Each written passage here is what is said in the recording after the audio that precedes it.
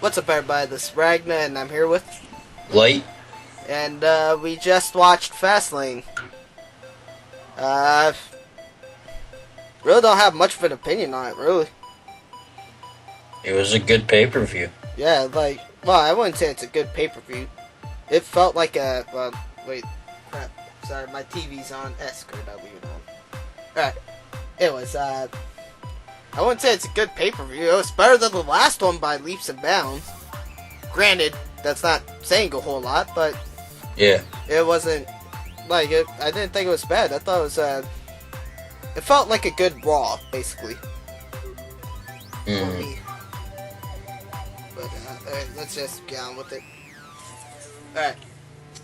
Dolph Ziggler, Rowan, or Eric Rowan, Ryback versus Big Show, Kane, and Seth Rollins. My first reaction was, fuck, Rollins is in this.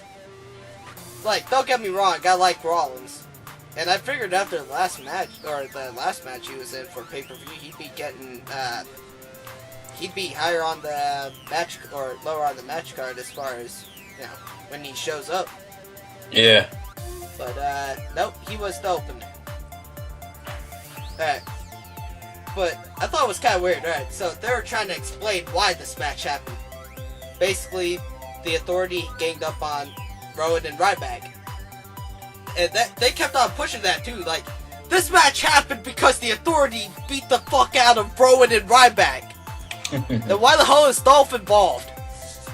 He was not on that replay. He was just there, like, in spirit. He got his ass kicked in spirit with Rowan and Ryback. He gets his ass kicked a lot. Yeah, well, pretty much. But then he gets back up and puts up a heck of a fight. Don't worry, Dolph, I can feel you next to me! It'd be funny if that's how they really thought. Don't worry, everyone knows Dolph was kinda there. What's his name? Rollins did a really cool pump handle slam turned into a backbreaker thing. Although, alright, this was weird. Because there was one part when Rowan got thrown out of the ring and Big Show was going out chasing after him. And Ziggler was trying to get in I don't even know how, the 6-foot Ziggler, who's probably not even 200 pounds, was getting into freaking Big Show's face, telling him to stay back. He's hurt! Oh, man. Big Show is just... He's probably thinking, what's this guy doing? Big Show probably didn't even notice. He probably thought it was like a fly or something. He's a hulking tower of meat. Yeah. And Ziggler is just tiny. He's hurt, man! What the fuck was that? That was a cheap hit, though. I mean... I never thought I'd hear the dueling chants of "We want Ziggler and feed me more." Yeah. That just really felt weird to me. And did you notice, like, any of the signs in the background? I saw "Hi, Katie," and a bunch of ones with, like, Sting's face on it. I just saw one that said, "Hello, Kevin Smith." I didn't think Lunchbox was in the wrestling.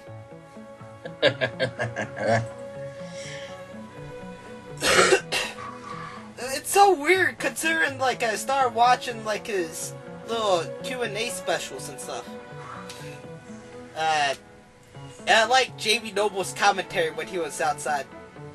I forgot what was happening, but at one point he was yelled at the ref, "He got to a 5, ref! He got to a 5!" And when Big Show tried to do the calf killer, he was all like, "Whoa, whoa, whoa!" Dude, I mean, you could tell, I mean, from the beginning, you could tell that people were, like, super into it. Yeah, well, of course, because their man they called him, I can't believe I called him Dolph Ziggler was in it. Yeah. Although there was one pretty cool catch by the Ryback where he was catching, I think it was Rollins, but he cashed him into a suplex.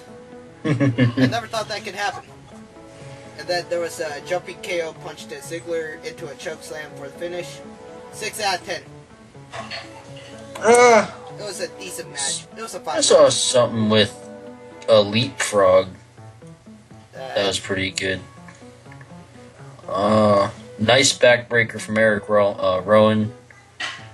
Let's see. It was cool whenever Ryback caught Rollins mid curb stomp and then did shell shock, right? I think so. Well, I don't remember this match all that well. And then I saw Randy Orton. Did he turn face or is he still heel? Yeah, he's a face. Oh wow. He what's it called? When he ended up getting out of the Raw for a while, they what's his name? Rollins did the curse stomp to him. Oh, okay, alright, that's cool. Orton's face now, I guess. Yeah. And Orton, I've always liked Orton, so I'd like Yeah. to see where his storyline goes. I was actually surprised. I didn't think people would be into him as much as they were. But it was probably best that Rollins ran away. I was actually kind of pissed at that. Really? Like, he's supposed to be the future of the company, yet they have him run away every single fucking time. I was laughing. I don't think wrestler when they are running away from people. Like, I don't think I've, let me think of a wrestler from when I was a young lad. I don't think Stone Cold ran away from anybody. The Rock, I don't think he ran away from anybody. Yeah, I remember when I was growing up, the Ultimate Warrior. He wasn't running to the ring, he was running away from the ring. R.I.P. Ultimate Warrior. Yep. Okay. At least he was there to be inducted in the Hall of Fame. Yeah. And then the Goldust Stardust feud. They've been together for Stardust and Goldust have been together for less than a year. Why the fuck are they breaking up already? Thought that was really I don't weird. know. But Apparently, Cody Rhodes is dead and Stardust is his own being from the fifth dimension, so... Yeah, apparently the Cosmic Key got to him. But freaking... Like, then it hit me. Wait, they're breaking up a lot of the tag teams on wrestling now. I never thought the fucking bunny would have been in a storyline. But nope, he's part of a breakup storyline. I believe they're doing the same with Mrs. Anyways, Goldust for Stardust. I gave it a 5. Alright. Most of my observations for this match was more or less at the beginning. Alright, Stardust decided that, you know what, fuck the weird bodysuit thing. I'm only gonna go with pants and gloves. And not even the full face paint, like only part of his face paint. And I never knew that I never noticed that he was being introduced as coming from the fifth dimension. Yeah. There were a lot of arm drags, and Stardust's face paint sucks. A majority of it faded within the first 5 minutes. Lots of cartwheeling went on, though. Alright, I gave it a 5 out of 10 match with a stupid finish because Goldust won with the roll up. Like, that wouldn't be so bad. Like, 5 out of 10 just means it's an average match. Okay. So, alright, because right at the beginning, or they did a little promo at the beginning where he was talking, or Goldust was talking to Dusty Rhodes. I have to beat him so bad, he won't want to wear his face paint again. He said he has to beat him so bad that he wouldn't want to wear it, that he'd be ashamed to put his face paint back on. Alright, that's basically what I said. And he wins with a roll up. He snuck in a victory. That's not beating him so bad. That's what you do, man. That's how you do it. That's like... Look, give me a second. I'm trying to... I'm still a little bit sick. There. That's like... let me think of something. If we're in, let's say we play a video game. Like, I don't know. Like, let's say League of Legends. And somehow I just beat you within the last 5 minutes. Even though, like, somehow I win. Or, like, my team wins when our team is 1 out of fucking 50. And you guys have a majority of the kills. That's just what it feels like to me. Granted, I'm pretty sure that's impossible, but that's what it felt like. Anyways, that's my spiel. Go for it. Okay. Cartwheeling. Stardust saying, "Who's your favorite?" For some reason. Probably talking to his daddy. Your daddy. And he's like, "Who's your favorite?" Talking to Dusty Rhodes. And then backstage beatdown. That was pretty cool. I gave it a 7 out of 10. Okay. I didn't pay attention to the Usos versus Cesaro and Kid. I was pretty busy during that segment. Sharpshooters for everyone. Well, of course, Tyson Kidd's the, the last graduate out of the Hart Dungeon. Hart Dungeon is Bret Hart. Bret Hart and Stu Hart's, or I think it's just Stu Hart. But it's the Hart family's,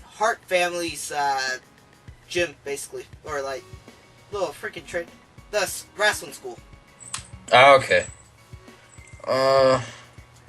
Yeah. Tyson Kidd and Cesaro are a pretty good team. Yeah, well, they're pretty talented wrestlers. Yeah. Just have to be like put into the right setting, I guess. Like Cesaro, in my opinion, is one of the best wrestlers they have at WWE, but he has like a problem like with William Regal and what's his name? Like William Regal and Lance Strong, or what the fuck was his name? Ah, damn, I can't remember. It wasn't Lance Strong. Give me a sec. Let me find his name. Like, anyone who's listening to this probably knows what. Lance Storm. There we go. Okay. Alright.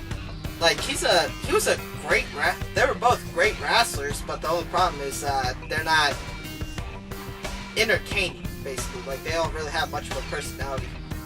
Other than they're awesome wrestlers. Yeah,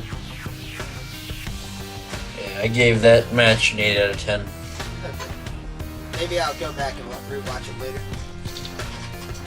Alright. Then we had Triple H and Sting's little confrontation. I was watching this, but I was more trying to listen to the fans because at one point, like, Triple H is over there, you know. We can give you everything. We can cement your legacy here on the WWE Network, DVDs, merchandise, blah blah blah, right? And then all of a sudden, I just hear some guy start yelling, "That's a good point, Sting! Hall of Fame!" Yeah. And then Triple H is over there. We'll even put you in the Hall of Fame. Then this guy, yeah! He's like, in a few years, I'll throw you in the Hall of Fame. Yeah! I couldn't get over that. I love it. And then, when Sting pointed to the... Alright, so Sting pretty much said, or pointed to the WrestleMania sign to say that that's where they're gonna fight. Triple H just had like a scared look to his face until he looked up at the until he looked up at the WrestleMania sign. And then he just had a face of like, the fuck? I don't know why. Like, that's... I don't know how you can transition that quickly between scared to the fuck face. Yeah. Hey, you got anything for it? It was awesome that Triple H got a sledgehammer. Didn't use it, but it was pretty awesome. Yeah. Sting remains quiet like a badass. Then it was something else that was pretty cool. When he got hit with the microphone, you can actually hear the thunk. Yeah. And then whenever one of the announcers screamed, "Equalizer!" and it was a baseball bat.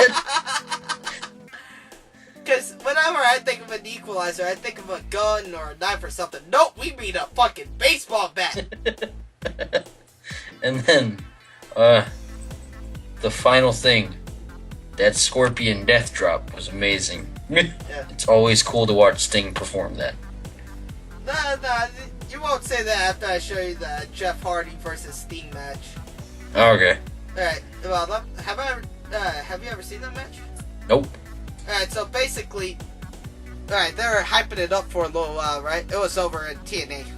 Okay. They were hyping it up. This is gonna be an awesome match. This is gonna be an awesome match. And it was for the TNA World Championship. The match lasted for 1 minute and 30 fucking seconds. Wow. As you see, alright, Sting comes out, and then all of a sudden, like, alright, Jeff Hardy's music plays, and he doesn't come out for like 40 seconds. Like, 40 seconds doesn't sound long, but when you're just sitting there and absolutely nothing's going on except smoke effects, it's a pretty long time. And then here comes, what's his name? It was like that Aerosmith concert we went to. 30 minutes, they were just letting the smoke go. They weren't even doing that at the Aerosmith concert. We were just sitting there, and they didn't even show up. No, nothing happened. It was But, just like, quiet silence, except for people talking to one another. and me yelling, "Get your old asses out here." Yes, because this is my friend's first concert. Anyway, so I'm just sitting there watching it. I'm like, okay. Jeff Hardy comes out, high as a fucking kite, walks down to the ring. Alright, and then all of a sudden, See Willow? Yeah, nah, he was Jeff Hardy.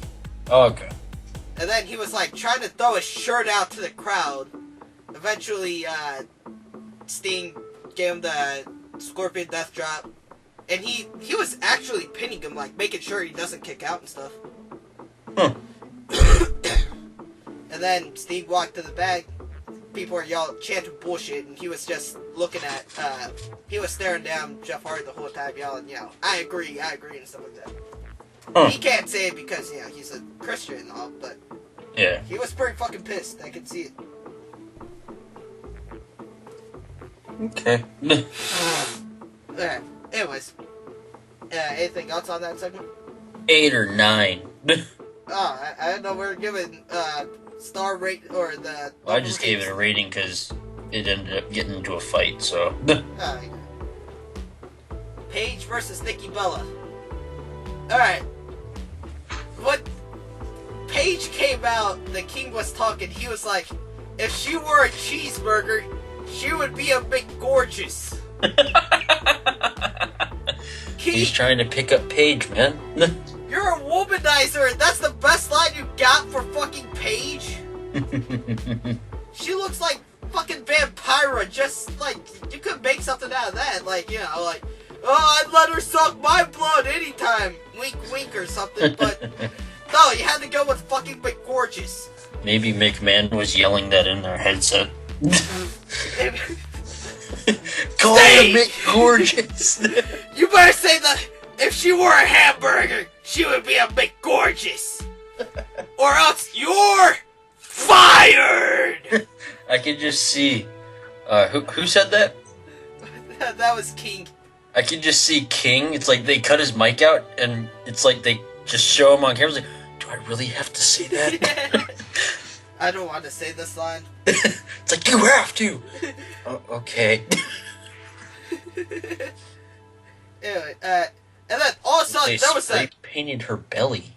Yeah, because, you had NWO back in the old days, spray painting NWO on people's stomachs. Nope, you got people spraying people with spray tan. Ooh, much more scary than freaking spray paint. I'm pretty sure you can, like, just wipe off spray tans in the shower. Or just wear a shirt, it can get off, or you can hide it. Anyways. And then, all of a sudden, at one point, I didn't really write much notes on this. Same here. There was a turnbuckle cam. What the fuck did they do that? Like, it was cool and all, but damn. They were perverts, so they wanted to see booty. We didn't see booby, we saw back. I said booty. Yeah, that's what I said. We didn't see booty, we saw back. I thought you said booby. We had, and we had a, I don't get this. There's no longer above the ring camera, but we need one in the fucking turnbuckle. That ref was adamant on keeping them away from the turnbuckles. Yeah, because he doesn't want to break the fucking camera. Either way, 6 out of 10. It was interesting when Paige got swept off the apron. That just looked painful. Paige kicked Nikki in the head. That's all I wrote. 7 out of 10. Ambrose versus Barrett. I like how he made Barrett sign. Yeah. I actually just sat down and just watched this match. But I gave it a 7 out of 10 with the bullshit finish, because DQ finish. Yeah.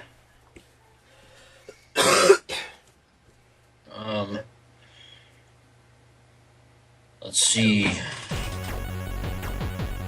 Whenever Ambrose was going back and forth on the ropes, it looked like he fell early and Bad News Barrett just reacted to it. So they were like 5 feet away from each other, and Barrett fell.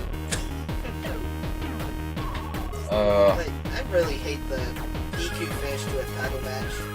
Unless it makes sense. Bad News Barrett kicked Ambrose off the top turnbuckle. The tornado DDT was pretty awesome. Then a bulldog. Then, of course, the bullshit ending. So, 8 out of 10. Alright, so all the Druids, Undertaker's Druids came out, and Undertaker's music started playing. They brought out the coffin. Boom! Out popped Bray Wyatt. Man, I was so mad. I was happy that I thought it was Undertaker. I was excited. And then after it was the coffin and Bray Wyatt came out, I'm like, nope, just Bray Wyatt. Tell you the truth, I didn't even notice that first. Because they opened the coffin and I just looked close. I was like, damn, when did Undertaker get so fat and short? Then I realized it wasn't him. But, tell you the truth, I was more pissed about them actually bringing back The Undertaker. That was a good retirement match for him. Last year. That, but Undertaker's just like, I don't even know, he's fucking, I'm surprised he's not in the urn at this point. He's in his 50s, he's not that old. For wrestling, but... that's what I'm talking about for wrestling. Most people usually retire when they're in their... Well, unless you're fucking Gypsy Joe, retiring when you're 79. How about Ric Flair? Ric Flair, I think he was pretty old when he retired. I'm not sure. Give me a second. I'm looking up how old The Undertaker is right now. Oh, wait, I guess Sting really can't talk that much either. Yeah. But, because, he was 49 in 2007. Oh, here we go. Undertaker. Oh, wow. He's not as old as I thought. How old is he? 49. But still, he's freaking old. Just let him retire. Either way, I'm not looking forward to that match. You got anything else to say about this particular segment? Nope. Alright. Cena versus Rusev. This was probably one of the best matches. Yeah. This was, I pretty much sat down and enjoyed it until the end. Because at one point, Cena gets Rusev into a crossface. Here comes Michael Cole. Alright. Oh, he scalped the STF! That's a fucking crossface! And then after a while, he was just called it a submission move. Eventually, he called it right. It's like they're trying to avoid calling it the crossface. Because that's what was Chris Benoit's move. But at one point, Rusev put Cena into the accolade. And I was laughing the whole time he was doing this, because Cena kept on putting his arm down, Rusev bent over, picked it back up, put it in place. Cena put his arm down, it just looked like whenever you see, a parent with their kid, and their, kid, picks something up, and the parent grabs it and puts it back, and so on and so forth. Yeah. 7 out of 10 on the normal scale. It almost seems like Cena heard about the Cena scale. Two relatively good matches in a row. It was cool with the let's go when Rusev broke the submission move. Then the nut shot when Lana distracted the ref by just freaking out. And I'd have to say this is Rusev's hardest opponent so far, from what I've seen. Tell the truth, I didn't even notice it was a low blow until afterwards. When I first saw it, I thought it was just a kick to the gut. No, it was a nut shot. I saw it after they did the replay. I mean, I took some notes, but the last two matches, I just sort of sat back and sort of relaxed because I mean I was getting into it. Yeah. I give it a 9 out of 10. Reigns versus Bryan. What the fuck was the whole point of the Royal Rumble if they were gonna do this goddamn match? It could have been worse. Yeah, like Bryan could have actually won, so it would have rendered the Royal Rumble useless. Yeah. And then, again, this one that just kind of sat back and relaxed for the most part. But I saw two sides in the background right at the beginning. I see one that says, if Reigns wins, we'll go home afterwards. I think because after Roman Reigns won the Royal Rumble, apparently the fans were pretty close to rioting. Wow. Like they were actually blocking the way for wrestlers to get out of there and stuff. And then I just see another sign that says, punch that hippie. Alright. I took notes on some of the commentary again. Alright, at one point, what's his name? Roman Reigns tries to go for a Superman punch. Bryan kind of reverses it by kicking him square in the, looked like the stomach area. And I just hear the commentators, they're talking about, oh, that may have broken his ribs and stuff like that. Or, yeah, that kick may have broken his ribs and stuff. He may be injured. He's wearing a bulletproof vest thing. I don't think a kick is gonna do to the ribs is gonna do all that much. I don't know if it's real Kevlar he was wearing though. I mean, because you got to be maneuverable. Yeah, it's not real Kevlar or something, but like they were selling it as like a thick ass jacket. Yeah. Or a thick ass vest. I don't think that's gonna do much. Well, no. There was, I think it's like that one like little vest thing that we saw at the Village Vanguard before. Yeah, it could be. And then I just remember punching you in the chest with it. Does this hurt? Blam! Ow! I didn't think do it its was job. And then I like the ending after Roman Reigns wins with the spear. Bryan goes over and says, "You better kick his ass," and then they shook hands. Yeah. 7 out of 10. Okay. It was cool. Daniel Bryan did the backflip off the top turnbuckle. Yeah. And whenever Reigns got his Superman punch locked and loaded, he got kicked. And that looked pretty painful. And then that broke his ribs? Yes, that broke his ribs. And then, did he do the flying goat twice? Yeah. Yeah, okay. Well, he tried to do it 3 times. Second time it got reversed into a belly-to-back suplex. Yep. And then, or belly-to-belly suplex, sorry. And then they said, no one's ever gotten up after the running knee. Well, clearly he did. Well, people have before. Dude, it's just like the splash, dude. It's like, no one's gotten up from the splash before. We looked up videos afterwards. I guarantee you, after Daniel Bryan being there for, like, what? Like, almost 5 years, I believe now. Someone has gotten out of the fucking flying knee before. Yeah.